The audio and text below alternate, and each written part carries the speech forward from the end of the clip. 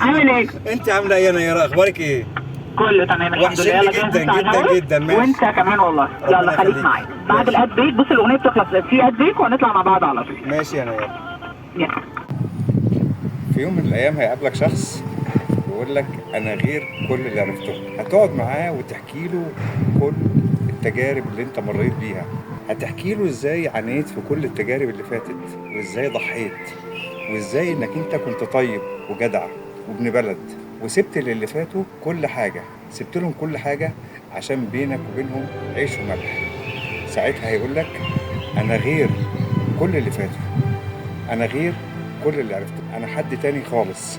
وهيعيش معاك وهيعلقك بيه، وبعد فترة هيستنزفك وهياخد منك كل حاجة، كل حاجة بالتفصيل.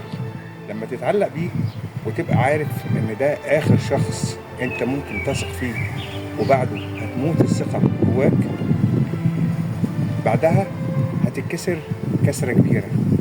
ولما هتيجي تكلمه هيقول لك جملة عكس اللي قالها في الأول خالص. هيقول لك ما انت سبت للي قبلي كل اللي عندك، اشمعنى انا زي غيري، انا زي غيري. في الأول قال لك انا غير الكل، وكان صادق وكان واضح وكان صريح. هو فعلا كان صادق لما قال لك انا غير الكل، لان الكل اللي قبله قبل كده دخل حياتك عشان يبني معاك بيت، انما هو دخل معاك بسياسة المؤامرة. دخل وعاش معاك بسياسة المؤامرة. كان حاطط عينه على حاجة وعشان ياخدها. ما كانش شايف ان انت انسان وليك مشاعر وليك احاسيس ابدا. هو كان كل غرضه المصلحة بتاعته بس. كان بيتعامل معاك على انك زبون، زبون وبس. زي اي حد هو هيقابله بعد كده، او زي اي حد هو قابله قبل كده، بيتعامل بصيغة الزبون. الناس دي ما عندهاش لا قلب ولا رحمة ولا احساس ولا اي حاجة. بيتعامل مع كل اللي يقابله على انه زبون وبس، زبون ياخد منه مصلحته وبس. عشان كده ربنا مش بيبارك للناس دي في اي حاجة. صدقني ربنا هينتقم لك اشد انتقام، وهيوريك في البني ادم ده يوم اسود. لان النبي صلى الله عليه وسلم قال من لا يرحم لا يرحم.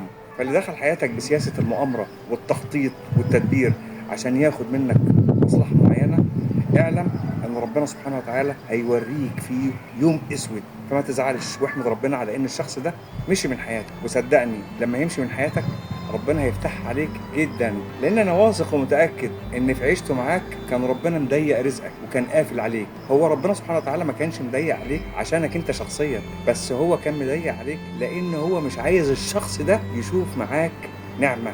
فبعد ما بيمشي من حياتك ربنا بيديك كل نعم الدنيا. فابشر باللي جاي. عشان كده لما تيجي تدخل في علاقه مع اي حد اوعى تحكي على مشاكلك القديمه لحد، ازاي ضحيت وازاي كنت مسالم وازاي خسرت في العلاقات السابقه، لانك بتدي فرصه للشخص اللي قدامك ان هو يستغلك ويحط خطط عليك. فما تعملش كده. اتكلم في الامر الواقع. لو سالك عن الماضي قول له بلاش نتكلم في الماضي لانه كان ماضي وراح. خلينا في دلوقتي وعيش حياه صح من غير شخص نرجسي في حياتك. ربنا يكفينا شر العقارب في حياتنا. ما بلاش نتكلم في الماضي، الماضي ده كان كله جراح. وما دمت في حبك انا راضي، حندور لي على شيء راح.